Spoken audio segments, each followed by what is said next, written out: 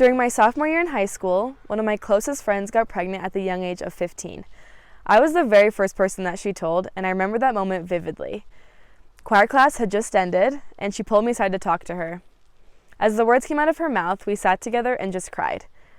I told her that everything was going to be okay, and that God had a plan for her. She was, and still is, a very devout Catholic with deep beliefs in God. Throughout those 9 months of her pregnancy, I visited her often because she had to drop out of high school.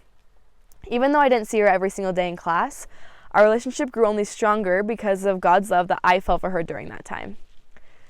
Throughout these many years, my friends and I have remained very close, even while I was out of the country serving my mission. Since that day in choir, my friend has been married to the father of her baby, has bought a house, and is now expecting her second child. I am so glad that I've been able to be there for my friend in her darkest of moments as well as her most joyful. This is what learning the healer's art and going forth to serve means to me. Because of the simple touch of the Savior's hand in my life, my eyes have been opened to being sensitive to others' needs, and I've been given the capacity to empathize and serve in a world of darkness. I've gained a testimony of loving people first as they are, and ministering to those who may feel far from the Savior and His love. Accomplishing goals and commitment to responsibility are two things that I believe truly define me as a person. As a senior in high school, both of these aspects of my life were put to the test. I was captain of the varsity swim team, and I loved it.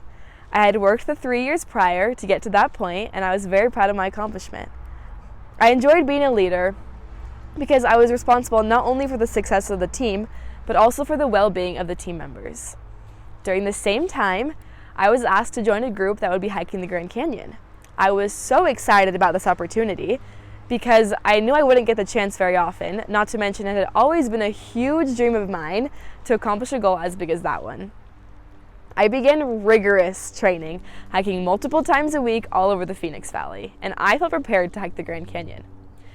As one of the most important swim meets of the year drew closer, I realized it was occurring the exact same weekend as the Grand Canyon trip. I was devastated.